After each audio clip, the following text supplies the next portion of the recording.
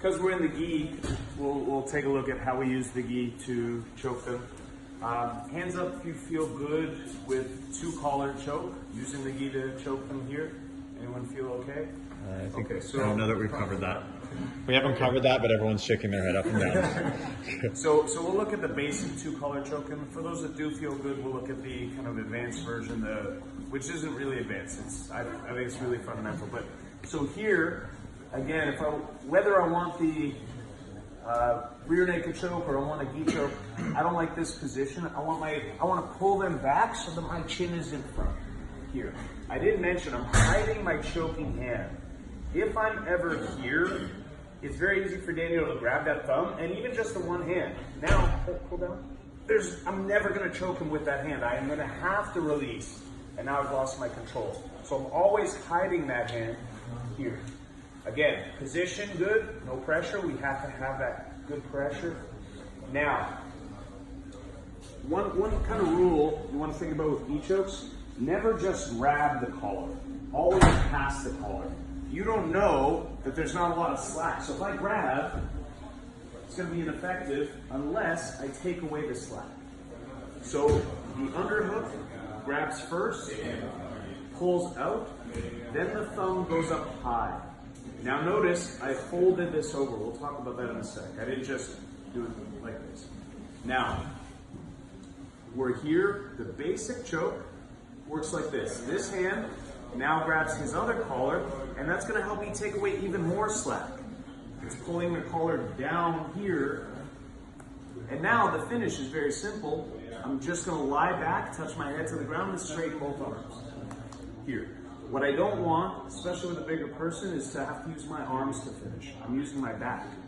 So we're here, we open, thumb slides high. Here we grab the second collar. Here we extend it away, we lie back, touch your head to the ground, and let both arms go straight. We're essentially doing this, but if I stay here, if I don't lean back, now it's all arms. Here, I'm using my weight to finish.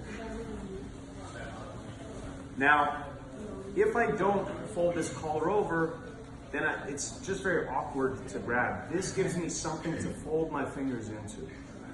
I like to bend my wrist back here so that I've got this contour, this V, that's in touch with his throat. Here, I grab just 2 fingers in here, extend, lie back. Now sometimes he's keeping this other collar away from me, so I can't get it.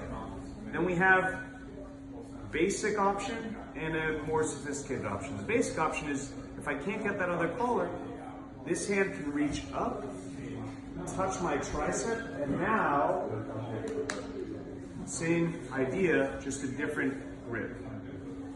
So it's 1, I call this the spy choke. You can do this when someone's got like a suit jacket on or any kind of jacket. We put our hand on our tricep and we slice down. Notice this left hand's not grabbing anything. I'm just slicing here. So here, boom.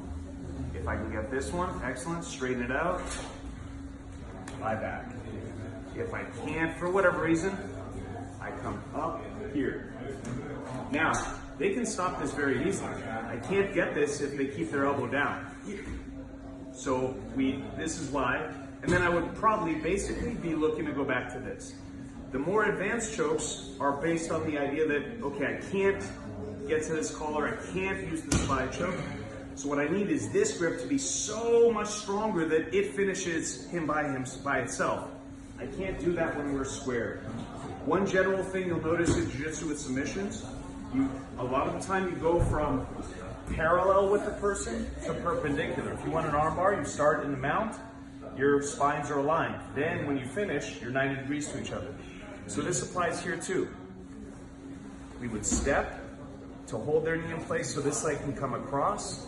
We dive for this knee, and now I've rotated myself, and now instead of taking away the slack with this collar, I've just moved myself so far around him that first grip gets very, very, very tight.